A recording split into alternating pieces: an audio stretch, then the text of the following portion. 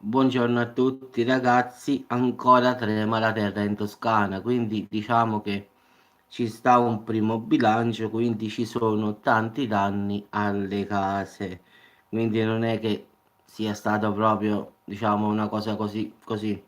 Quindi diciamo che gli eventi sismici, come avevo detto pure io, ragazzi, erano molti.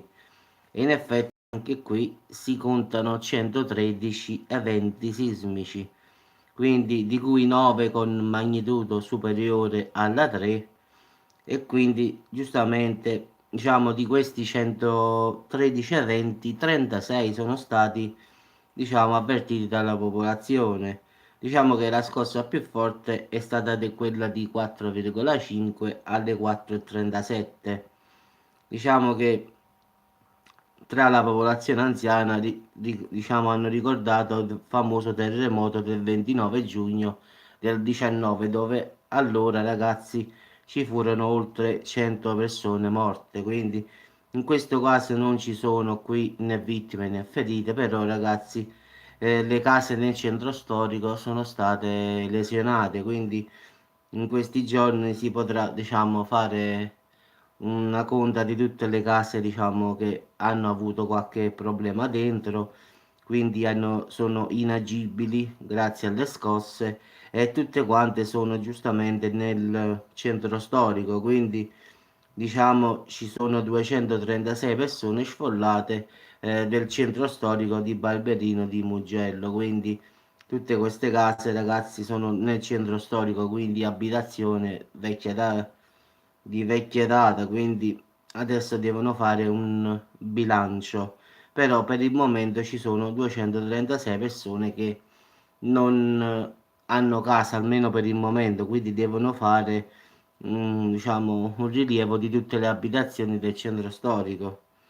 Quindi diciamo che hanno allestito postazioni per ospitare fino a 400 persone e diciamo che sono stati, diciamo, gli interventi richiesti ai vigili del fuoco sono 330 persone che da ieri stanno verificando, diciamo, tutte le case, quindi devono visitare casa per casa tutto il centro storico, diciamo, di Barberino di Mugello e quindi poi daranno o il via oppure si deve fare qualche cosa, anche perché i danni ci sono, quindi questo è confermato, quindi tutto il centro storico è sotto controllo per una verifica diciamo, delle abitazioni.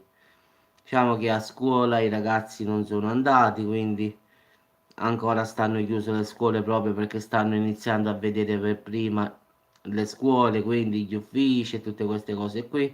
Poi incominceranno pure con gli edifici nel centro storico, quindi diciamo che vittime ferite non ci sta nulla, però le case ce ne stanno parecchie che stanno forse non crollate, ma qualche lesione buona avranno. Quindi viene confermato, ragazzi, per il momento 200 sfollati e penso che sia questo al finale, diciamo, quello che sarà.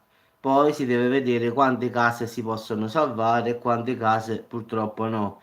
Quindi diciamo che, come ho detto io, la terra sta tremando ancora tuttora, non è che sono scosse forti, però sembra non finire. In effetti, fino a ieri sera sono stati registrati 113 scosse.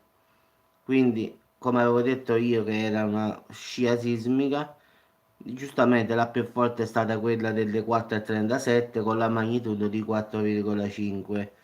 Quindi diciamo che ancora tuttora ho controllato sull'INCV, ragazzi, sta ancora tremando, quindi sempre massima attenzione e fate, diciamo, aprite sempre gli occhi perché continuano le scosse, diciamo, nel Barberino di Mugello, quindi n- diciamo che gli esperti hanno detto che adesso tenderà a finire, però ragazzi, non è che mi fido tanto, la verità, quindi voi fate sempre massima attenzione, quindi vi auguro buona giornata, ragazzi, quindi diciamo che il bilancio è di 236 persone sfollate dal centro storico di Barberino di Mugello e quindi diciamo ci sono stati danni, non è che non è successo proprio nulla.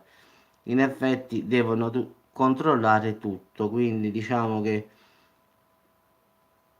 diciamo sì, parecchie persone dicono hanno dormito in automobile, c'è stata anche la pioggia e basse temperature. Quindi diciamo che è così. Anche la parrocchia di San Silvestro a Barberino del Mugello è stata resa inagibile dalle scosse. Quindi nel corso della giornata poi sono ripresi, diciamo, la circolazione dei treni è ripresa perché inizialmente era stata sospesa per verificare le rotaie, quindi tutto a posto, quindi i treni partono. Vabbè ragazzi, vi auguro buona giornata e ci sentiamo dopo sempre per qualche video oppure qualche aggiornamento. Ciao a tutti.